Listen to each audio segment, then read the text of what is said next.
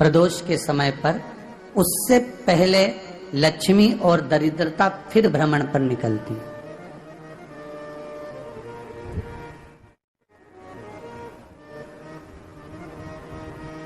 शिव भ्रमण कर कर जब वापिस आ जाते हैं, हिंदू धर्म में पीपल के वृक्ष की जो गणना वराह पुराण में करी गई है, 4 बजे से 7 बजे तक शिव के भ्रमण का समय बताया है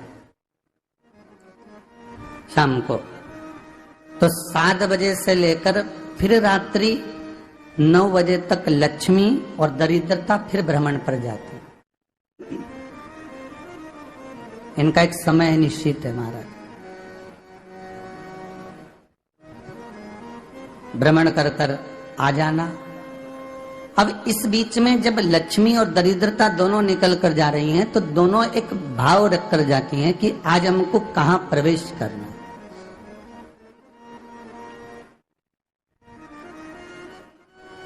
आज हमें किस जगह पर प्रवेश करना है, आज हमें कहां पहुंचना है, आज हमें किस जगह जाना है।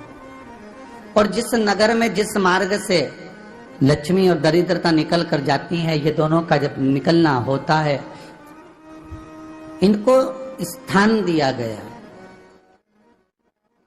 जहां पर स्वच्छता हो, घर के दरवाजे पर रंगोली डली हुई हो, द्वार पर जल छीटा गया हो।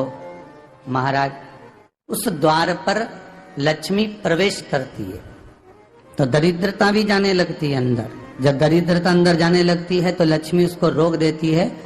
पहले मैं देखकर आती हूं कि तेरे लिए स्थान है कि नहीं, तू यहां रुक।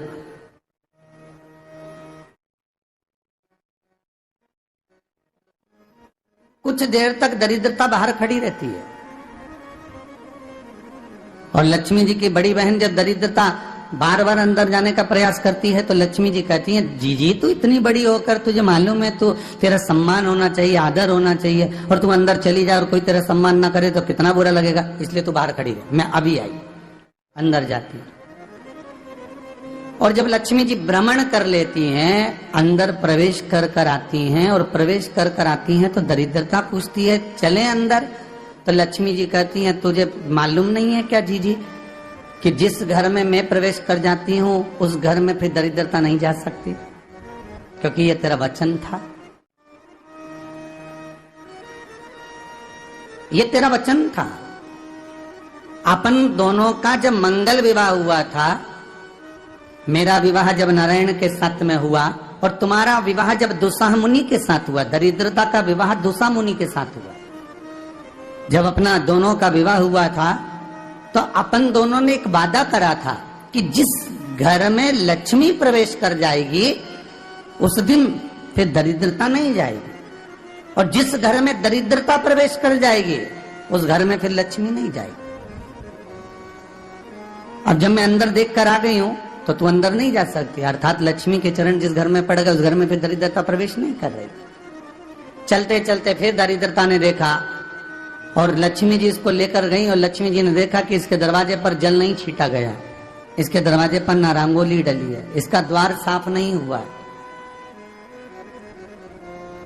इसके द्वार पर दीप नहीं है, इसके द्वार पर कलश नहीं है, इसके दरवाजे पर ढेर सारा कचरा पड़ा हुआ है, कोई श्वान कोई कुत्ता गंदगी भी कर कर चला गया है, कहीं बिल्ली ने गंदगी कर रखी है, कहीं जीवों ने कुछ गंदा गिरा रखा है। तो फिर लक्ष्मी जी कहती है, जीजी अब मैं होकर आ गई थी ना, अब तू जा, तू होकर आ। और दरिद्रता प्रवेश करती है तो अंदर जाकर क्या देखती है दरिद्रता कि इतनी सवेरे से मैं घूमने इनके दरवाजे पर आई और ये तो सब चादर तान के चकाचक गुर्राटा भर भर कर सो रहे हैं। तो दरिद्रता कह देती है, तुम्हारा भाग्य ही बेकार है, तुम्हें क्या करूं, तुम ऐसे ही सोते रहो। और दरिद्रता गुस्से में बाहर निकल कर आती है, लक्ष्मी से कहती है, लक्ष्मी तू इसके घर में जाना ही मत ही। तो दरिद्रता को कहती है, जीजी तेरी बात नहीं मानूंगी क्या मैं? लक्ष्मी जी बोली, मैं तेरी बात नहीं मानूंगी, बिल्कुल नहीं जाऊंगी इसके घर में, तू चिंता मत कर, चल आगे चल। फिर आगे बढ़े। ये लक्ष्मी और दरिद्रता का प्रवेश। आपके घर का द्वार आपके घर का दरवाजा। फिर निवेदन करूंगा एक बहुत सुंदर बात, हमें महाराष्ट्र से सीखना चाहिए, हमें साउथ से सीखना चाहिए, दक्षिण से।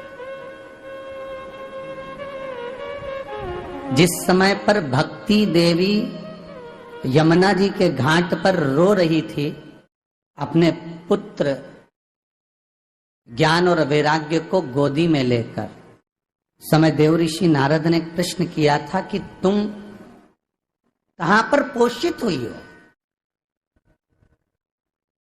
तुम्हें ऊर्जा कहां से प्राप्त हुई?